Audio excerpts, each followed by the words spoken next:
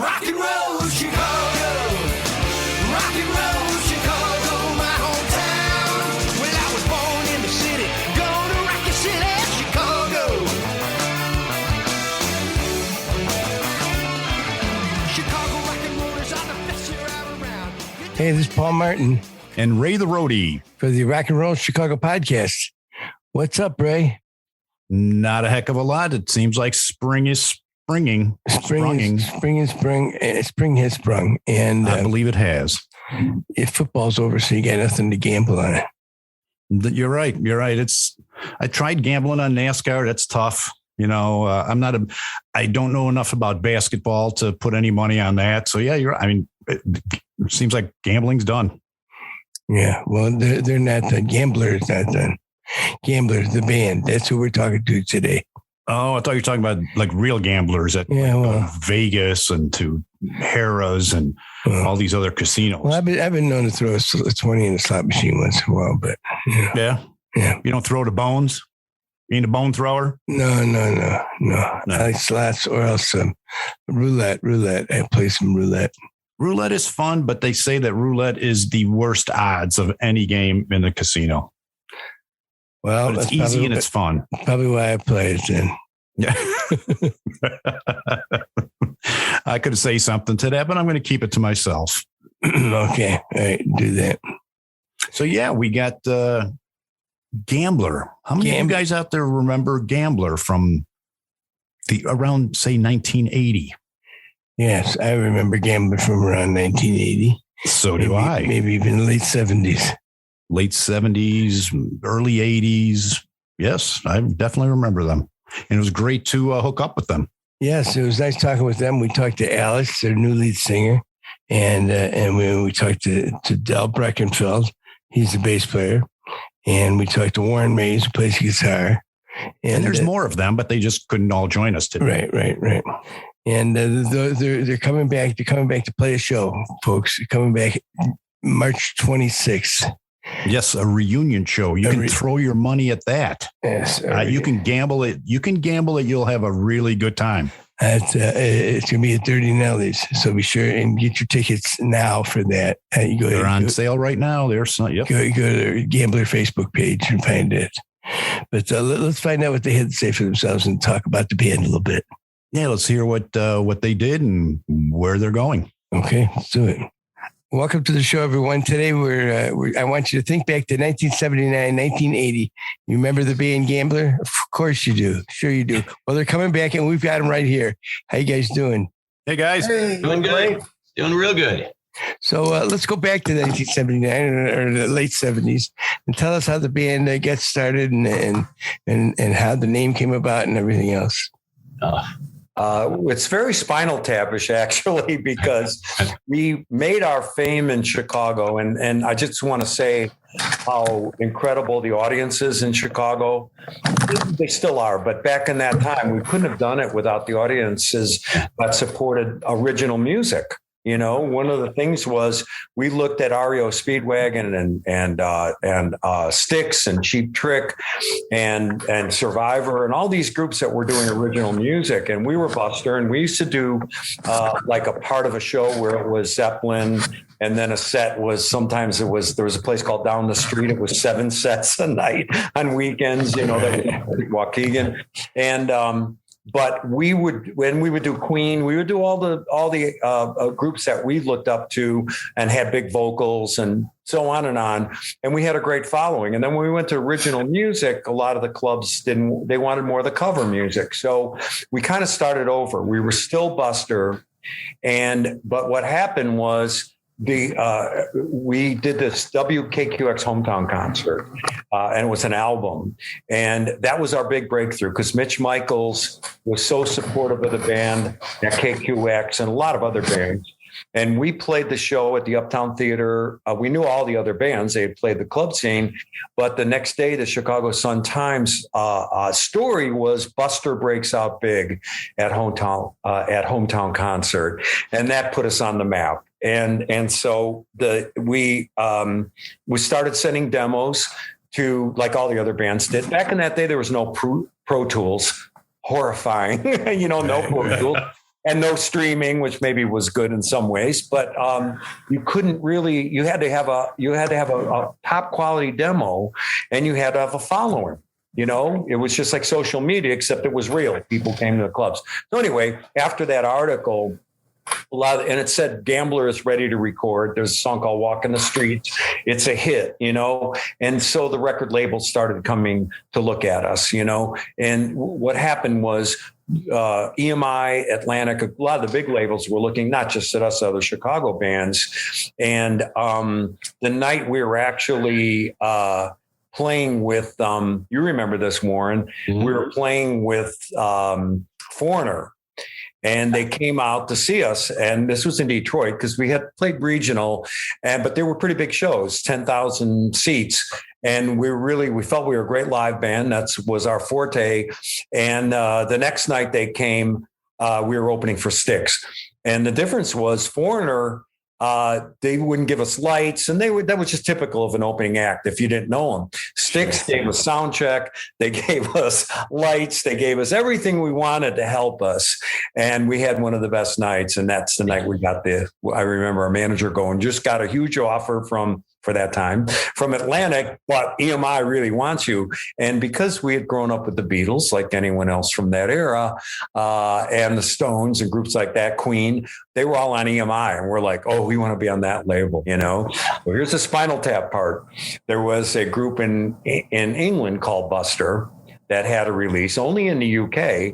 And the label, because the guy that was based out of England, they actually own Capitol Records, Capitol EMI. And so we're in the EMI America version, but still a lot of the Capitol people. And they go, you have to change your name. And we're thinking the new Busters, you know, like Spinal Tap. So we like the name Gambler because I don't know why. Our singer used to wear a hat a lot of times and kind of the Chicago outfit look. Like the Mob, we like that band, The Mob, in the old days. I'm really going back.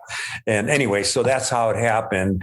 It was Warren Mays, who's on the hall, of course. And it was myself, my brother Bruce on keyboards, Chuck Schwartz on drums, and Nathan Schaefer was the original singer. So that's kind of how, I didn't mean to make the version so long, but that's how we came to getting a major record deal. And that really opened the door. And the Chicago bands at that time continued to help us. I mean, REO Speedwagon had us open 2 shows at Alpine Valley. And it was 24,000 people a night. I mean, it was the most amazing thing.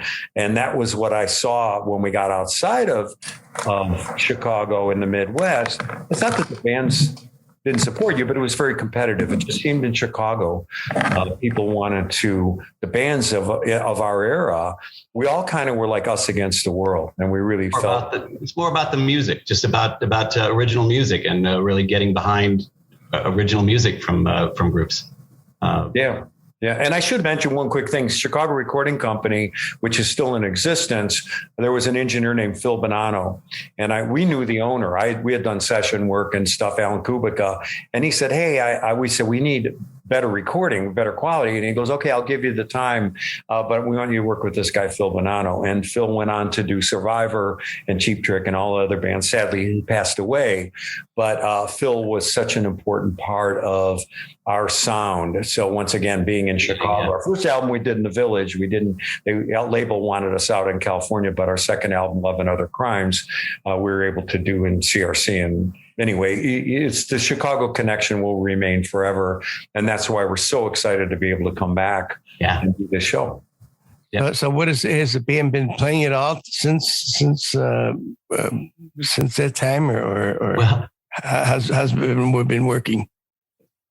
Just one reunion show 4 years ago be 4 years in May. That was, I left. We went on through. It did two albums. Didn't sell 1 million records, make $1 million, and it kind of flows on through. We continued writing songs. There's well over 100 songs, I think, other than the album material that went on after that. But it kind of began to taper off. Looking at music changed. The disco hit, and so original rock bands weren't quite the thing that they had been before. And just the general styles of music changed. 1983, I left, moved out to California. Del and the group continued on. We had, while I was still there, we had replaced the original singer with Alex's older brother, Tony, and he brought huge number of new songs in on top of Del's output. And I left, it continued on. There was just a lot of great music that I've now caught up with. Back then, it's hard to think back. The mid '80s, no cell phones, no social media, no email was relatively new, and people weren't keeping in touch. You just had to stay in touch with people. You had to call. And remember when telephone long distance calls had extra charge? Oh gosh, no, we can't talk that long. This is going to cost a fortune. That's when was the last time you heard that from something other than your grandparents? So it's but that was, so we didn't really, we kind of stayed in touch, but not to any great extent. No one knew what was going on here. No one was going on there. It's basically over this was Tony's, Alex's brother, Tony, moved out here, a little bit of staying in touch, kept things going. And then sadly he got ill and passed. And as that moved on, Alex was there, was this little kid running around all the time. We were rehearsing and doing shows, doing local shows and things around. We'd see him all the time. He was constantly asking, how do you play that? And what about this? And and can I borrow that? And had his own band and doing things. And then about five years ago now, probably 5 years ago or so, I hear from Alex. Basically, how you doing? Would you be interested in getting the band back together? To coin a phrase, right? Or to borrow a phrase, I suppose more accurately. We got time. I'm just kind of curious if you're interested in doing this. Well, yeah. I mean, hadn't thought about it in so many years. But yeah, that sounds like it'd be interesting as long as everybody else is interested. And then we get back through to we get in touch with Del and the process of a reunion show. Well, there was one more part of that, Warren. I have to add. Sure. So Warren, because I remember Alex as a magician too. I don't know how old you were, Alex, but you used to go 13, 12 or 13, I think. Great Alejandro, and he's like really good. And I'm like, I'm going to see him before Copperfield. I'm going to see this guy on TV. And I had moved out to California. Got into marketing. I worked for Dean Guitars, and we did at the beginning of MTV. Dean owned the company. I was president, and we got in with ZZ Top, the spinning fur guitars on the Legs video. I glued that fur on the guitar with Dean, and I saw the power of we didn't have MTV. We were right at that, like Warren said, music was changing. Then I went to Washburn with another Chicago company, and I was at Fender. So I spent 20 years marketing director for Fender, and so I was out on the West Coast. I was working with the Kings, with Luke Robitaille, who was the Kings. His son is a musician. So that was a connection. And Warren goes, hey, Alex is coming in. He wants to talk to you about the thing. And he's singing the national anthem at the Kings game. And I'm like, whoa. I mean, I knew he could sing, but I'm like, well, that's pretty heady stuff. So we go to the show. I took my daughter, Shanna, who's lived out here, and Warren and I, and Warren's wife, Vicky. And I mean, the hair, and I do have the hair that stood up. It stood up like it was the 80s when I heard him sing. It was the most amazing. He brought the house down. I mean, people were cheering and everything. And I'm going, I mean, I would have been in anyway, but I got so excited. And the fact that we didn't do it as a tribute to Tony, a magnificent talent, but that Alex could come in and do those vocals, because these guys are humble, because I'm the only one that doesn't play professionally anymore. And I'm like looking at these guys, even on the songs I wrote, and I'm like, the arrangements, and Alex being able to put all this together. And Warren's got the original notes. When I can't remember something, I call him, he goes, oh yeah, here's the notes from the first recording. And I'm like, oh, this is great. But so Warren's a hoarder, you're saying? I still can't hit No, I'm Mal. I'm Mal from the Beatles, the guy that we didn't write them down as we were doing them because they had to be memorable. So that if you couldn't remember them, then it wasn't a good song. But later I had to write them down because there were so many, and there's no way I'm going to remember 30, 40 songs and back. Oh, remember this one we should do. No, so I had to write some things down. But bless you, Warren, because I'd be sitting there, trying to listen, trying to figure out the stuff I used to play or the stuff we played. But the other exciting thing is that Alex keeps finding, and I don't know why. I mean, it's not that I didn't want to archive this stuff, but I'm just blessed to work with these guys who it was so serious to them to keep this, whatever the legacy and the history is, and the fact that Alex keeps finding these songs, that I can't even remember that we wrote and we did. And not just mine, obviously, the Tony stuff, and Warren was a huge contributor to the riffing and the solos. And it's just such a blessing. I use that word truly, because for me to go back and hear that and stuff that I'd forgotten, and I have senior moments too. I mean, that could be part of it. But anyway, I'm so excited because we're pulling new songs out for this show that it's a couple of them never been done live before. And we know they're good songs. But we're not saying that, when you go to see Bob Dylan, you're not going to hear the hits because that's Bob, he's going to do it. We're not good. We're not like that. We want to do the hits. We want to do the songs that are on radio. The last show we did, Mitch Michaels hosted. He's on a different radio station, but the Loop was a big part of our growth and stuff. And I keep going back to the support that we've got all these years from Chicago and how important that is. Mm-hmm. If that was in LA, no one would remember anything. Meaning the fans, and they come and go. In Chicago, there was those roots and that foundation. And so that's another reason why we agreed to do it. Let's just have fun. Let's just go out there. I know we'll be prepared and we'll play well, but more importantly, it's a celebration with our fans. Yeah. Yeah. So you say you haven't been playing professionally. It's Warren, you have? Professionally, just playing with cover bands. Nothing. Well, the only thing original that I've been involved with since here was some kind of an Irish group. The guy that was helping support his vision on some Irish stuff. Other than that, it's been just different styles of different things, and just keeping. I still like playing the guitar, and it's just fun to get together with friends and make some music. Now, when you left the band, say 83 or something, who took your place at playing guitar? It was Manny Alvarez, who how long was actually Manny with the group? Because 3 years, I think. Yeah, right. 3 years or so. Yeah, because then he moved out to Los Angeles as well, and ended up getting work. Well, I came out here and ended up seeing just how competitive the market was for players, and it's just some great people. And so playing and doing some different things with doing cover material with some great players that have been on records and sessions and all that sort of thing. But you've got to do something to make a living.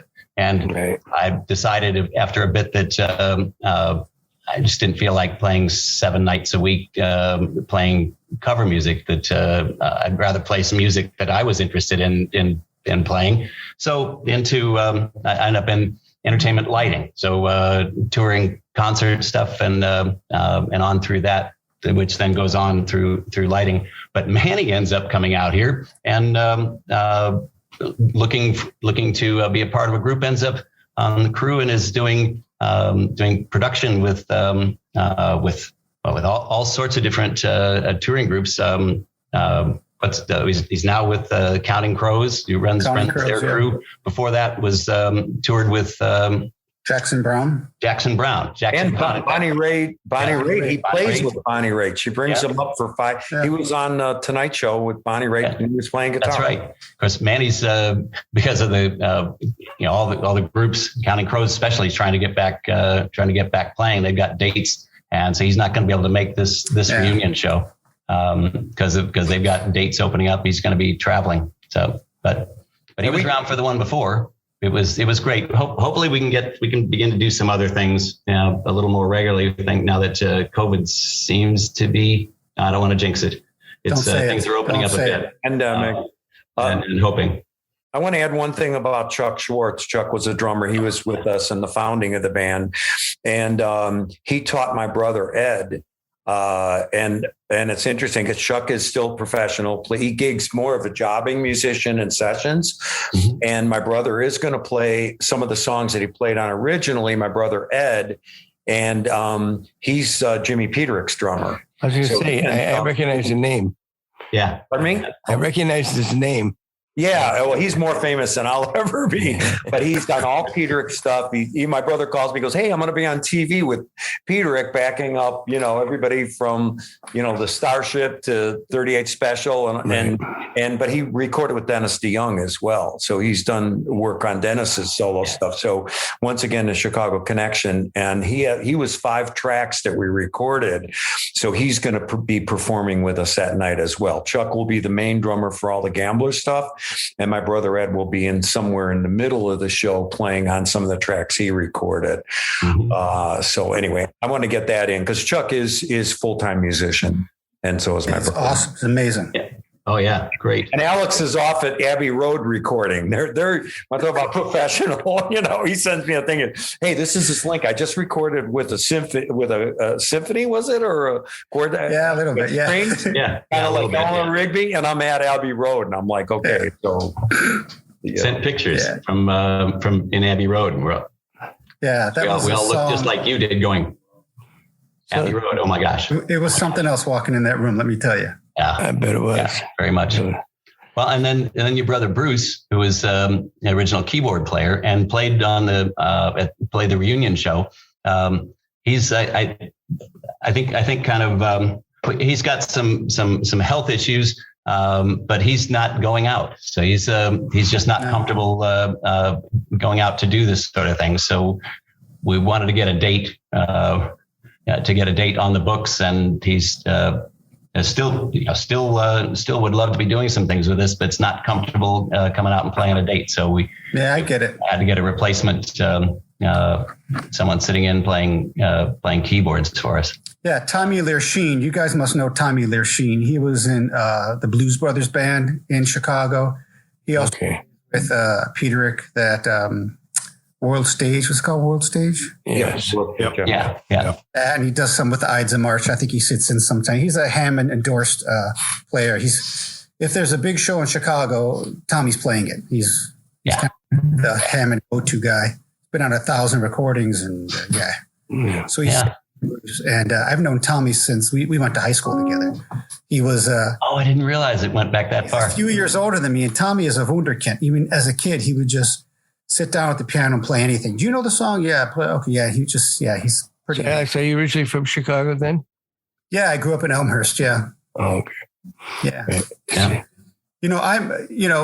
Talk about me for just a second here. It's, I am Gambler's biggest fan. Actually, I think I should say I am like the maniac who's been following them around since I was a little kid. My brother got in the band after Nathan left and was in the band quite a long time, and they wrote a gazillion songs together. I had a little cover band that he forced on Dell and Warren, where we would open up Gambler whenever we could, whether they liked it or not. And I literally would just, back then music was so different. It's such a shame kids don't really realize how cool music used to be. You would play 5 nights a week. When the drinking age was 18, you would play a Monday night and it'd be packed. Tuesday night, sure. Sunday, yeah, sure. Why not? And so I just followed Gambler around, and my brother, I was just his little sidekick. So whenever they played, if I wasn't playing, or even if I was playing, I was in the front row watching. And I was a sponge. My brother taught me to be a sponge of music, And I was telling the guys at rehearsal, I was in LA last week and we were rehearsing, and I literally would sit there. I would just say, okay, today's Warren Mays Day. And I would sit in front of Warren and I would just stare at him. I would just watch every single thing he would play. And I would go home and play these licks. Da, da, and if I didn't know it, Warren, what? How did you play that? And what? Yeah, okay, you play it like that. I got to get dressed. No, I'll find you in the dressing room. How did you play it like that? I hound these guys. And then the second night, I'd watch Bruce on keyboards. And Bruce taught me, this lick. I still play it. That was the first lick he taught me on. You guys can hear it. And then I'd move over and I'd watch Chuck play the drums. And then I'd move over and I'd watch Del. I would just rotate. Okay, Monday, Tuesday, Wednesday, Thursday, Friday, Friday, Sunday, Monday. And he plays all of them. He plays all of them, drums included. Yeah. And, when Tony was working on songs or writing songs, and when these guys were in the studio for a long time, we had a little demo studio set up in our house. It was 3 floors of equipment and control rooms. And that's all we did. I would ditch school. I would say my mom would drop me off at school, and then I would literally run home around the back way. Sometimes she'd cross in front of me, didn't know it was me, so I could get down to the basement. I'd climb through the window and hide in the basement so I could watch these guys record. And I was just a whole thing. So me singing with this band is so bittersweet because I don't want to start crying. Sorry. Yeah. I'd much rather be sitting in the front row watching my brother sing than be up there. But they say you can't go back to your childhood. You can't. But when I get together with these guys, I certainly can. It's something special. The music is amazing. The arrangements are amazing. The tunes are effing hard to sing, but I'm having a blast. I have to laugh when I hear you say that this game you play just for fun. You think we're fine, but it's plain to see that a travesty is what we've become. You can cry if you want, but I'm not loving you.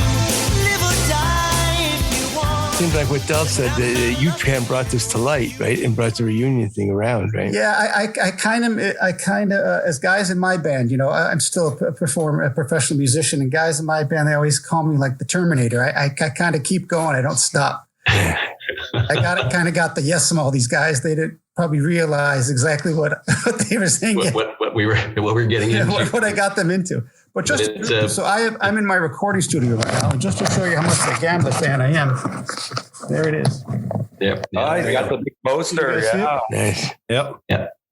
So that's one of the album covers. And when my brother, we had to bring him home from California. He had Lou Gehrig's disease and came home to basically to die. That was hanging on his wall. And I said, we got to bring that home. And he's like, what do you want that for? I'm like, I'm taking that fucking poster home.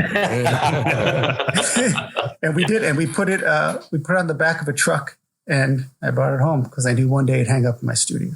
You may have one of the only ones left. I don't know. I think one thing you said, Alex, it's really true about, we're not being nostalgic about stuff, because if you listen to just even the Super Bowl, the artists, they're all good. They're all talented. But people say, oh, is rock dead? Rock and roll. It's not at all. It's dominating. Young kids are buying vinyl. It's not nostalgic for them. I'm still in the music business. I have a marketing company, and I work with the Hendrix Estate. I work with Stevie Ray Vaughan Estate, but I work with young bands too. And when we look at it, I just saw a band. I sent it to you guys. Our band called Dirty Honey, and they're out here in LA, and they're exactly what would be in the 80s. They would exactly be what you would hear. Great vocals, and the musicianship is par excellence. Mm-hmm. And they made a comment. Wolfgang Van Halen opened the show, and they both made the comment. They play everything. There's no lip syncing. There's no dancing going on. There's not spectacle. And that's there's no tracks of the 80s, right? That you had to wrote your music. No tracks. You played it, right? You'd be able to play it. And it always say, oh yeah, they played their own songs. But I watched I'm horrified. I watched Dick Clark's non-rockin' New Year's Eve, and there wasn't one band that actually played. The only thing 2 years ago that was rock was Post Malone fell off the stage and because he was drunk, and Ryan Seacrest goes, oh, he didn't see himself. The next day, Post Malone goes, no, I was drunk. And I'm like, that's right. He would have fallen off the stage. Pretty rock and roll. Yeah. It's rock and roll, Right. And even if we get older, as we get older, we appreciate, once again, it's not nostalgic, because if you want to, we were in Memphis at Sam Phillips studio, and they were remastering all Jackson Browne's records. And, in the original, going back to remaster, and they just had John Prine's catalog there. In fact, they still had John Prine's car, his Cadillac. And, but the point was, there's 2 to 3 year wait if you want to master vinyl, of the top notch, the audio file. And it can't be guys like me, but I have all those records and I'll buy some, but the Beatles were just number one and they got knocked off the charts by David Bowie, and the Beatles, obviously, because of Let It Be, but it's that my daughter's growing up. We all have daughters. I have a granddaughter too. And they rediscover that music because the internet opens a door that it's real to them now, even if the artist is not here. I asked my daughter who's the number one artist at School of Rock. She ran the biggest School of Rock in Oak Park. Now she has her own in Colorado. And she said, Jimi Hendrix. And I'm like, oh, really? And okay, Jimi Hendrix is the most artist that they emulate. And who's next? And they go, Queen. Oh, well, Bohemian Rhapsody, got reintroduced. I worked on that movie. I did instruments. I'll do a plug on that one because we never knew it was going to be that big. But a whole new generation rediscovered Queen. I said, well, what about younger bands? She goes, well, the Foo Fighters and the Chili Peppers. And I go, well, that's not a younger band. I mean, to me it is, but those guys are, aren't there any young bands? They've been around for a while, right? Yeah. People want the real music. So whether we see it on TV or we see it on, anywhere, it's there. And the concerts that are going out, people want the live music, no doubt. I don't need to tell you that, but that's why we don't think it's nostalgic. We think it's almost a celebration. If we could do this music and we could still pull it off, if we can't, we won't do it. We're not going to do it. We're not going to embarrass ourselves. So I might, but you guys won't. Tonight I saw 1,000 faces, but they always look the same. I sit and dream of far-off places where maybe I could change my name. It's no good. It's no good. This midnight madness in the city. Now, what happened to Nathan? Didn't Nathan go to California too? Yes, he did. About the same time, Warren. I think he. Probably about the same time. We ran into one another a time or two back then, but I haven't seen him or been in touch with him in since just a few years after we got here, so the mid '80s. So he's around, but we just never got in touch, and I don't think he was playing. I was still, sort of family and other things going on, but just playing with friends, playing cover songs once a month, kind of a thing, just to keep interest, keep our hands in it in some ways. But I don't think he was doing that, or I probably would have run into it. So I'm not sure what he's up to at this point. Yeah, and to do the Gambler shows, to be fair, we felt Tony was equally as important, in some ways even more, because he brought a new side to the band. Now, Nathan was great, don't get me wrong, and we loved working with Nathan. But when Tony joined, he had a different concept. Like, I'm listening to some of the songs that we did together, and he encouraged my songwriting to change. Because in the era of the 80s, a lot of stuff like Survivor and Gambler and Foreigner, and we all had a sound that was kind of like that 80s sound, that big sound. And Tony really pushed us as a group to try other avenues, even in songwriting. We're doing a song called Lost in the Night, and it's about homelessness, and we did that in the 80s. And I'm thinking, that's unbelievable that we would even think of that stuff. So we feel that as much as we like Nathan, that was only one part of the band that we wouldn't be able to duplicate, or at least, do it to justice to what Tony did. And so Alex, with his voice, his incredible voice, he's able to do both sides. And we're so lucky to have Warren that can hit those high notes. Warren, I don't even know how you can, you still, he can do it. I was at the rehearsal. I was in a lot. But if that makes sense, we feel that this is the best presentation of what the band represents, what we are and what we were. And so I really do feel that we probably wouldn't have been able to do the same thing with Nathan. I did. The continuation of the band, the newer songs that Nathan wasn't involved in was I think where the band would have gone, did go. Yeah. I did go. But then said music changed. So didn't quite get the same opportunity as we had before for a record deal. But the songs, it really is nice to get back and hear, as Kel was saying, some of them almost forgotten about some of them, but they sound familiar when you hear them. And then the more we put them together, going, there was some great, just some really good songs, really songs that we should be proud of. Do you have any recordings with Tony? Yeah, we have a lot. Yes. Yeah. What the guys don't know is I have a plan for us when we're done with this concert to do something. I think Tommy might have a plan too, because he's heard the music, and I know you relate to us that he's like, man, this stuff should be recording. But there are a lot of songs. It's if you're a fan of Gambler and you saw them, live, there were a lot of songs, so many songs past the first two albums. As Tony was in the band and the band kept playing, more and more of those songs from the first two albums kind of got, not because they were bad, but kind of got pushed aside because all this new music was coming, right? I mean, I think by maybe a couple of years into it, I think you're only playing a couple of songs from the album because they had written so many other great songs that needed to be heard and gone into the studio and did some recordings. My little dream is that we all go in the studio and re-record these songs, get these new songs re-recorded or put out songs that Tony sang on that were done in the big studio. There were a lot of demos that were done, just to get the song down. Del and Tony, I know you say this, yeah, sure, but they were like Lennon and McCartney. They would all day long, every single day. Del would come to the house. Hey, look at this place. And Tony, oh yeah, well look at this. Oh yeah, that's great. We would just start to trade, And it really was a war. It was a war, a friendly, a battle. I got this thing. Look, what do you think of that? Yeah, and Tony's like, oh yeah, listen. And they would look at each other, God, dude. But then they say, you know what? Hey, it helps us both because we're writing great songs. It was really cool. And for I'm a songwriter and so forth. And for me, it was once again a lesson in how to write. It's been a day or two since you walked through the door.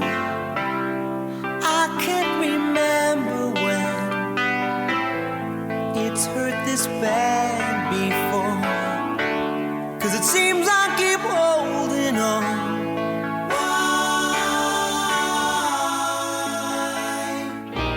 I guess that I want you. There's so much more music, Cheap Trick. This I think this last weekend they're in Las Vegas right now. I think they're doing 5 nights, and they're playing 5 different albums.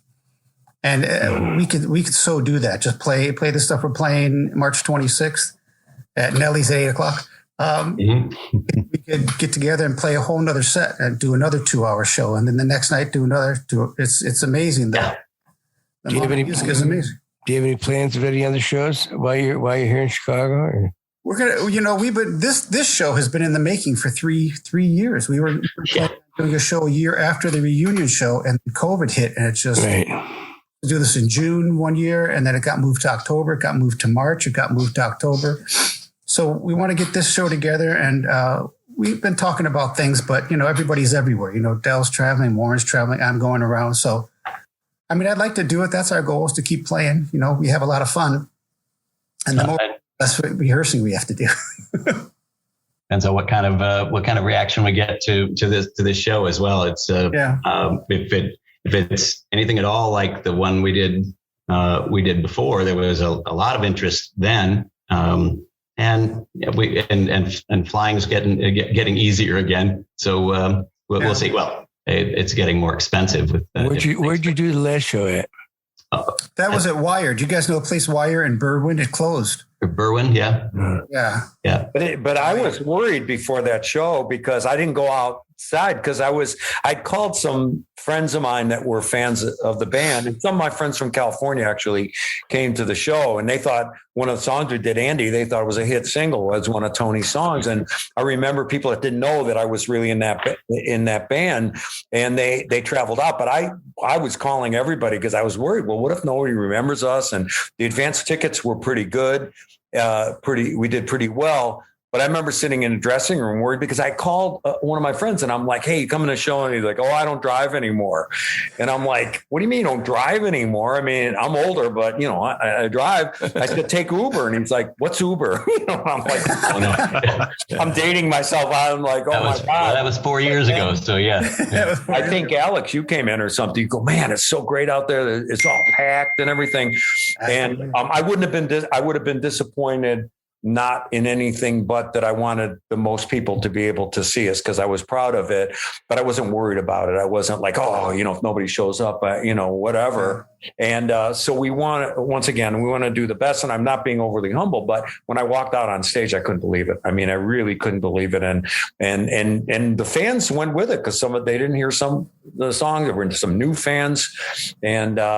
And so we want to recreate that feeling. We want to recreate that celebration of what it was, you know. And people will send on our website, Alex, when you posted stuff, people were putting, oh, I used to see the band. Yeah, and the girls, it's always Warren with the girls too, you know. It's like, oh, yeah, what the hell's going on? So I could sit in front of Warren the whole night, you know, which is good, you know. And I'm like, oh, I think he's better looking now. You should, you know, come to the show now. Yeah, exactly. That's exactly it. Yeah.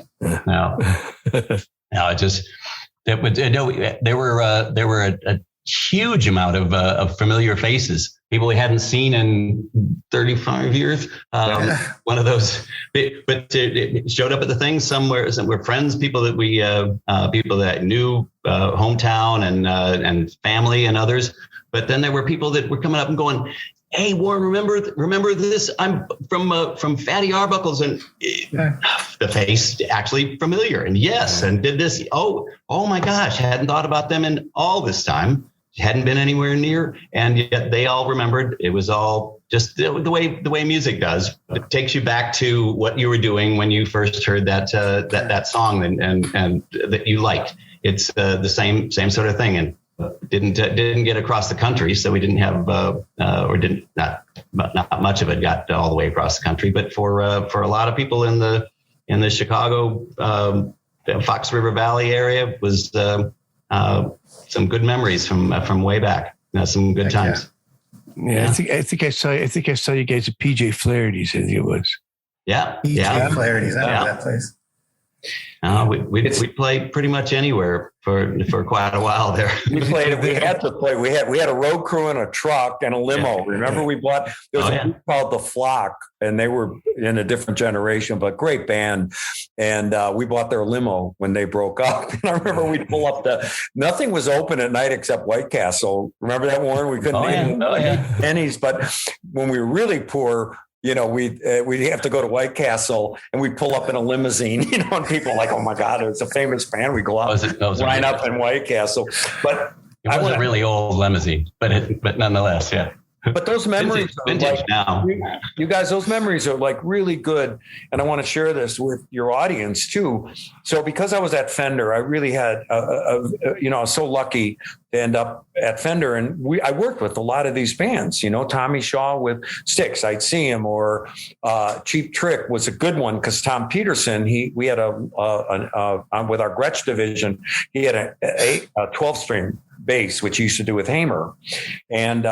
And he came to NAMM and I saw him and I said, hey, I just want to tell you, I go, you guys played, I think it was MacArthur's Park or one of them with us. And they didn't want people to know it was them. They wanted to run down some new songs. And so they called themselves the Randy Men. Yeah. The Randy Men. And everybody knew who they were. And I told Tom, I go, Tom, that was so cool, but I had an 8-string Hamer, but you had a 12-string Hamer, and I had such a hard time, you know, playing it. And he goes, "You pussy!" Excuse my language. He goes, "You can't play a 12-string." I go, you were really good. That was your sound." And he goes, "Remember Night Gallery?" Remember, he was going down the list of Haymakers and all the places that we either saw them or we played with them. And then the other one was Kevin Cronin. I mentioned Alpine Valley. I did a charity event, and the guitar player in REO Dave Amato was a signature, I think he's a signature artist with Fender. Anyway, he said, hey, the band will sign, come to the show, we'll sign the guitar for this charity, music education. So I go, and Kevin's there, and I go up and I go, normally I wouldn't cross the business line of, but I had to tell him, I said, he signed, he was really nice and glad to do it. And I said, hey, Kevin, I was in a band called Gambler. We opened for you. And he goes, Alpine Valley, 24,000 people a night. Wow, that's awesome. My God, and I think no matter where you go, it takes the boy out of Chicago, but certainly, that era and those bands, it was just, and I'm not saying it isn't now, but it was magic. It was magic. Yeah. So you guys have a website, right? It's our Facebook page. Your Facebook page, okay. Facebook page, yeah. So it's just Gambler. Or Gambler Just band? Gambler, yeah. Okay. Yeah. All right. Yeah. So people find Ticket out link is up there now for tickets for the show. There's some old pictures, some new pictures, and some surprises coming down in the next couple weeks. Yeah. Yeah. Very good. Very good. Looking forward to this. Yeah. Yeah. It's going to be fun. Yeah. That's great. Be nice to see a few other shows. Say it again? Be nice to see a few more shows after that. We're going to try. We have some things, in the works we're trying to work out. But yeah. Things are just beginning to open up. It's right. Difficult in fact, you weren't even sure that until this was going to happen. Yeah. The last couple of weeks that this could even it could have been no, we can't do the show, or it's so limited to how many people we can have that it's not worth it. So right. Yeah, but we're holding my breath. It's opening up, and if it keeps going like it is, then we're good. Be fun. So you'll be doing some songs from Teenage Magic and Love and Other Crimes, as well as other new stuff, newer stuff. New things that'll be coming along. Who knows? Yeah. Very good. Yeah. Very good. Well, wish you guys the best of luck. Well, thank you. Thank you so much for having us. Thanks for joining us today. Thanks a lot, guys. Thank you so much for having us. Right. Okay, so that was some of the guys from Gambler. That was Del and Warren and Alex. Alex sounds like he's kind of put this whole thing back together for them. Huh? Yeah, he's kind of the young guy in the group. He's the young guy in the group. Yes, he's not only part of the group, but he's definitely a fan. Absolutely, absolutely. Has been his entire life. I mean, this is like a dream come true for him. And it sounds like he's going to keep pushing them to do more and more and more. Yeah. Well, I guess when you're a fan and part of the band, you can do that, right? That's right. Yeah, I'm sure the show will be really good. That's coming up this Saturday, right. May 26th. This Saturday, May 26th? March 26th. I'm sorry, not May. March. I said, and I followed your lead and said May too. You did. It's March 26th, this Saturday. At Dirty Nelly's. At Dirty Nelly's. So be sure and get your tickets now, folks, and show them some love. Show them the love that they deserve. Tell them Paul and Ray the Roadie sent you. That's right. Maybe we'll even see you there. We might. You never know. That's right. Maybe we're on the guest list. You think? We are celebrities. And we didn't talk to them about getting on the guest list. Yeah, you just think naturally they would do it. I mean, it's us. Yes, that's right. Well, that was a lot of fun. Yeah, be sure and go to roadtorock.org and sign up to be a charter member at the Illinois Rock and Roll Museum on Route 66. Yes, and be sure to check us out if you like this show, this podcast. Check out our many other ones. Many. We are in the hundreds. We have 100 episodes. Yes, a little over 100. Hello. I've had a few things, a little bit too much to drink, I guess. So I'm joking. Thanks for listening, everybody, and we'll see you next week. See you next week. Thanks for listening. Bye-bye. Bye. Rock and Roll Chicago podcast does not own the rights to any of the music that's played on this podcast. The music is used to promote the band or musicians that are interviewed. Rock and Roll Chicago.